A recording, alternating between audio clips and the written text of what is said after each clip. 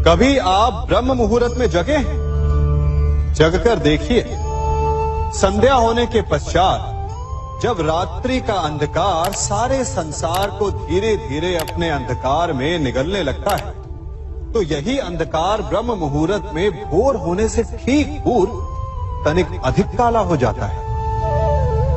कुछ समझे?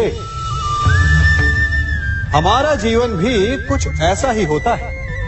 जब हमारे जीवन की समस्याएं अपने अंत पर होती है, तो यही समस्याएं एक भीषण रूप लेकर हमारे समक्ष प्रस्तुत हो जाती है और ऐसे परिस्थिति में अधिकतर लोग हार मान जाते हैं, भय खा जाते हैं। परंतु यदि आप हार न माने, भय न खाएं, दृढ़ रहें, निरंतर आगे बढ़ते रहें, तो प्रकाश के रूप में हमारा स्वागत करने के लिए सूर्य उदय सदा हमारे समक्ष प्रस्तुत रहेगा। आपने बरगद के वृक्ष को देखा है? जितना विशाल उतना दृढ़। पतझड़ में वो सूख जाते हैं, परंतु दुर्बल नहीं होते, टूटकर गिरते नहीं। और उसके विपरीत दलदल में उपजे वृक्षों को देखिए, वो दिखने में तो बड़े होते हैं, पतझड़ आए या शीत सदा हरे भरे होते हैं, परंतु इतने दुर्बल होते हैं कि जलधारा के हल्के से वेग से वो गिर जाते हैं। परंतु ऐसा क्यों होता है? कारण है जड़ें। जिसकी जड़ें दृढ़ भूमि में है, वो हर चक्रवात, हर ऋतुओं को सह लेता है, और जिसकी जड़ें दलदल में है, वो स्वयं की जड़ों को दुर्बल बना लेता है। कुछ ऐसा ही मनुष्य भी होता है, जो अधर्म, कुकर्म और असत्य की धरा पर उपजा है। वो समय की एक मार भी नहीं सह पाता, और जो मनुष्य सत्य, धर्म की धरा पर उपजा है, वो हर समस्या से अविचलित हो जाता है। अब आप पर निर्भर करता है कि आप क्या बनना चाहते हैं। हमारे जीवन में मित्र और शत्रु बड़ा महत्व रखते हैं। यदि गंभीरता से सोचा जाए तो ऐसा कोई क्षण नहीं जब हम अपने मित्रों के बारे में ना सोचते हो या फिर अपने शत्रुओं के बारे में।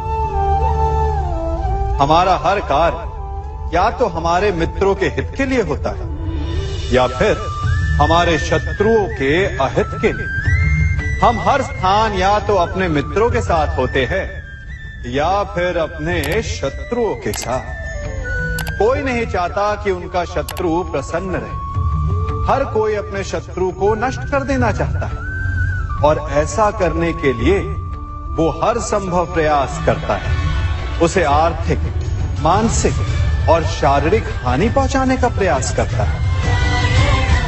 परंतु यदि मैं आज आपको ऐसा मंत्र सिखाऊं जिससे आप अपने शत्रु को सदा के लिए नष्ट कर दे तो,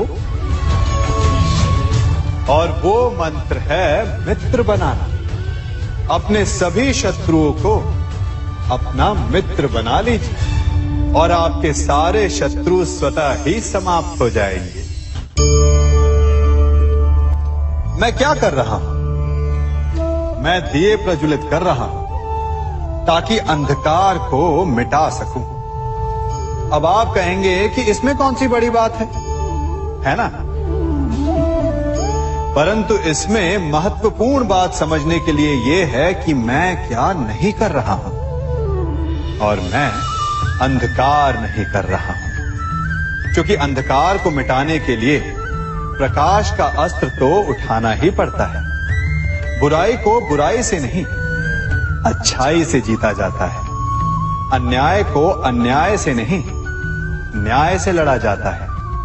क्रोध को क्रोध से नहीं, क्षमा का साथ लेना होता है। ठीक उसी प्रकार एक लोहा लोहे को काटता है, परंतु एक ठंडा लोहा ही गर्म लोहे को काट सकता है। इसलिए यदि आपको अपने जीवन में विजयी होना है, तो अपने शस्त्रों को, अपने अस्त्रों को सोच समझ कर उठाइए, क्योंकि एक अनुचित सोच परिणाम पर भारी प्रभाव डाल सकती है। आप सब सोच रहे होंगे कि ये क्या मैं करने लगा। मैं इस पौधे को जड़ से उखाड़ रहा हूं। आश्चर्य हो रहा है ना कि एक पौधे को उखाड़ना या काटना ना केवल एक अपराध है अपितु पाप भी है। तो फिर मुझे ऐसा करने की क्या आवश्यकता पड़ गई? क्योंकि कई बार विनाश ही सृजन तक पहुंचाता है। यदि नया भवन बनाना हो तो पुराने भवन को गिराना पड़ता है। व्यवस्था को परिवर्तित करने के लिए क्रांति लानी पड़ती है। और उसी प्रकार यदि किसी वृक्ष या किसी पौधे की जड़ों में घुन लग जाए या उसका मूल सड़ जाए तो उसे जड़ से उखाड़ देना ही श्रेयस्कर होता है, ताकि उस स्थल पर नए पौधे उपज सके। युद्ध करना पर्याय नहीं, परंतु कभी कभी शांति के लिए युद्ध करना आवश्यक हो जाता है। संसार में सबसे श्रेष्ठ क्या है?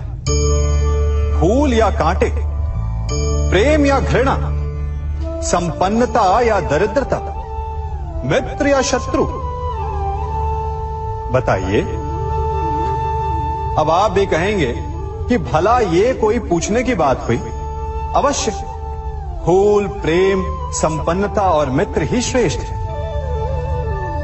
परंतु क्या आपने अपने जीवन में कभी सोचा है कि हर एक भाव, हर एक वस्तु, हर एक घटना का एक गुण धर्म होता है? त्वचा पर जलन करने वाले फूलों से अधिक श्रेष्ठ वो कांटे हैं जिनसे आप अपने घर की बाढ़ बनाते हैं ताकि वन्य पशु आपके भीतर ना आ सके। वो प्रेम श्रेष्ठ नहीं जो आपको अंधा, लोभी, पक्षपाती बनाता। वो घृणा श्रेष्ठ है जो आपको नया मार्ग दिखाते। वो संपन्नता श्रेष्ठ नहीं जो आपको कृपण बनाते, मतदान बनाते। वो दरिद्रता श्रेष्ठ है जो आपको जीवन में परिश्रम करने की शिक्षा दे।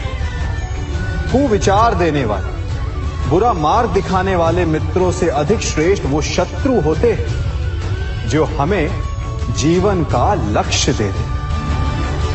इसलिए अपने जीवन में हर वस्तु, हर भाव, हर घटना के गुण धर्म को पहचानिए और उसके पश्चात अपना चयन कीजिए।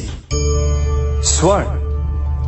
हम सभी को अपने जीवन में स्वर्ण से कभी ना कभी कुछ ना कुछ थोड़ा या अधिक मोह होता ही है ना?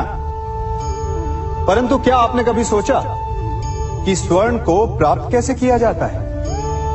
जब भूमिगत खदानों से स्वर्ण को निकाला जाता है तब वो एक पाषाण की भांति होता है।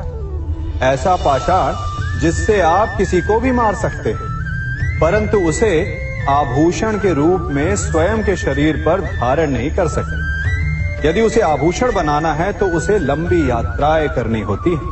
उस पाषाण को पिघलना होता है। सुनार के हथौड़ी की अनेकों चोटें खानी पड़ती है, फिर काट छाट और उसके पश्चात जाकर वो ऐसा आभूषण बनता है जो हमें वर्षों तक, सदियों तक लुभाता रहता है। इसलिए यदि आपको समय पर विजय पानी है तो स्वयं के निर्माण पर समय देना होगा।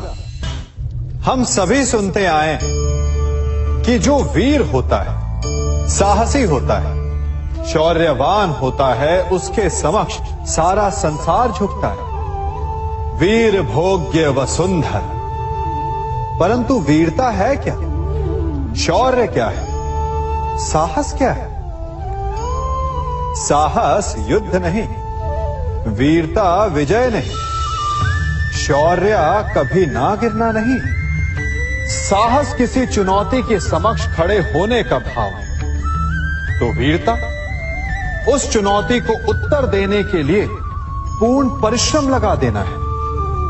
और शौर्य का अर्थ है गिरकर फिर से उठने का साहस रखना, बार बार प्रहार करके वीरता दिखाना, निरंतर प्रयास करते रहना, निरंतर परिश्रम करते रहना।